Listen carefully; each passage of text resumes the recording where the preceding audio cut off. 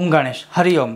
तो आज जो एक बाकी श्रृंखला जो है रही थी, मतलब 2-3 भाग में अभी ये भी पूर्ण हो जाएगी, जो शिव स्वरोदय ज्ञान के विषय में है। और अभी तक जहाँ तक मुझे स्मरित है हमने 15 भाग इसके अपलोड कर दिए हैं। पूरी सीरीज़ है, पूरी श्रृंखला है। आप सीधा ये वीडियो देखेंगे तो शायद आपको ये समझ नहीं आएगा कि यह शिव स्वरोदय है क्या। इसके लिए आपको बाकी के भी सारे वीडियो देखने चाहिए। आप पूरी जो प्लेलिस्ट है वो हमारी चैनल पर आपको प्राप्त हो जाएगी, वो आप देख सकते हो। आज इस 16वें भाग में शिव स्वरोदय के भगवान जो है वह बहुत ही उत्तम विषय के बारे में माता पार्वती जी को श्रवण करवाते हैं, और आज वही मैं आपको इस शिव स्वरोदय में श्रवण करवाऊंगा। ईश्वर उवाच चंद्रम सूर्येण चाकृष्य स्थापयज्जीवमण्डले आजन्मवशगाराम कथितेयं तपोधनैः। ये बहुत ही श्रवण करने लायक है, लेकिन मैं ये कहूँगा कि यह ज्ञान है, इसका दुरुपयोग नहीं होना चाहिए।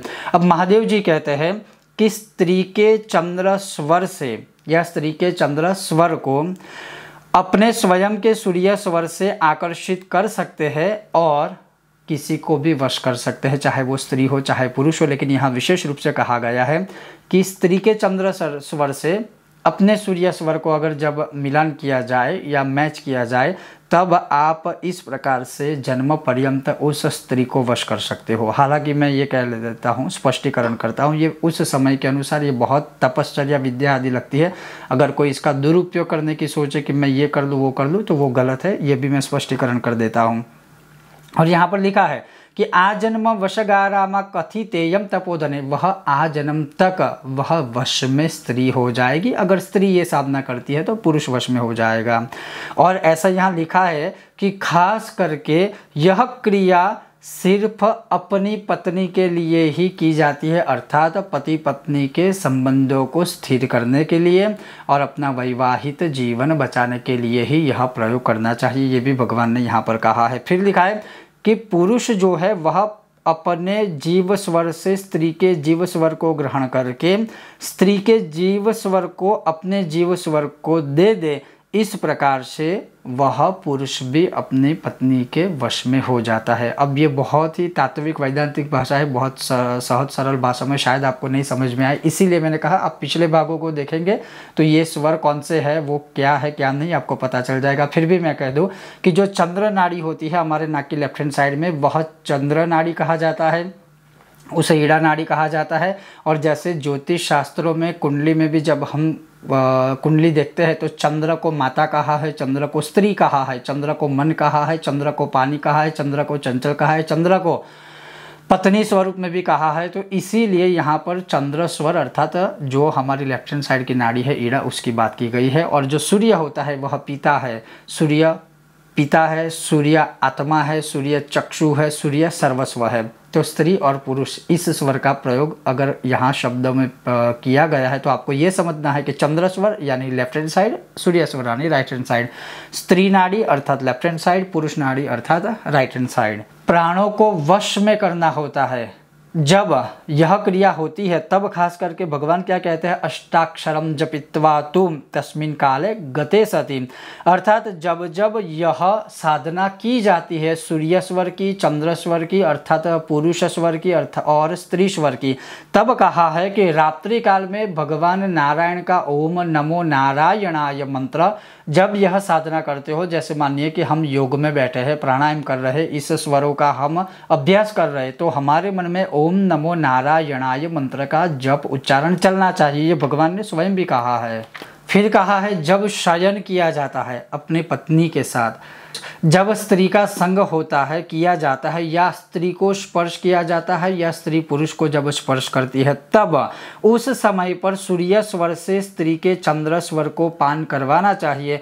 ऐसा करने से मनुष्य काम देवता समान मोह वाला हो जाता है, अर्थात वह कभी चाहे पुरुष है तो वह किसी स्त्री के विषय में सोचेगा नहीं, स्त्री है तो किसी पुरुष के विषय में सोचेंगे नहीं।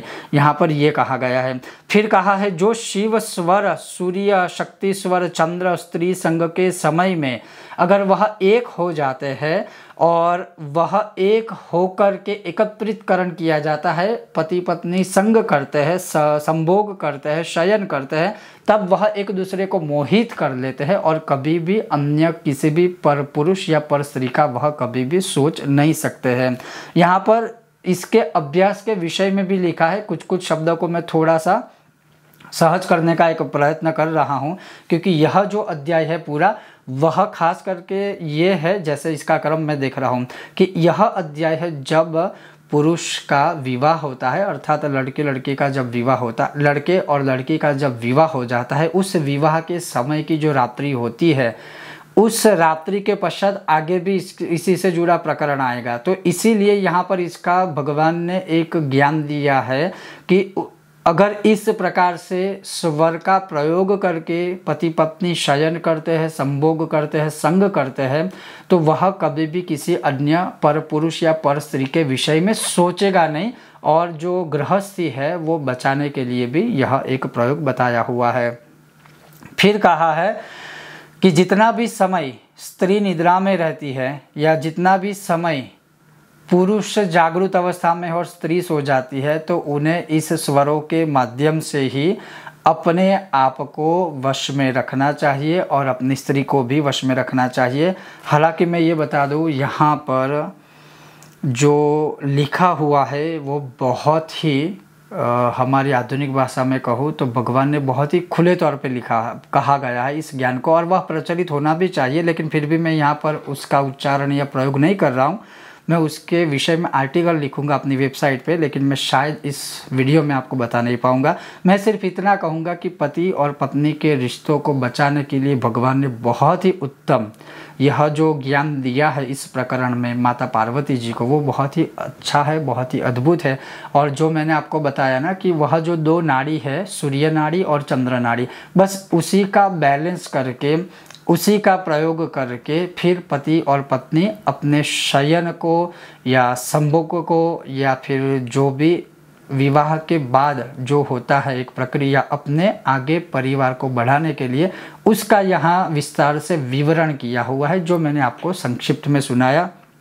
इसके पश्चात आगे का जो प्रकरण आता है जिसमें फिर गर्भ धारण प्रकरण और गर्भ तेज कैसे होता है उस विषय में यह प्रकरण आएगा, जो मैं आपको आगे श्रवण करवाऊंगा। आज का यह विषय अगर आपको पसंद आया हो तो लाइक करें, शेयर करें, चैनल पर नए हो तो सब्सक्राइब करें।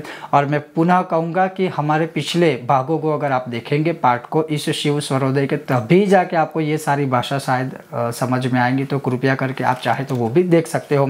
बहुत जल्द मिलते हैं नए विषय और वीडियो के साथ, तब तक आप देखते रहिए कर्मकांड बाय आनंद पाठक मेरे साथ। ओम गणेश, हर हर महादेव, जय सिया राम, जय भारत।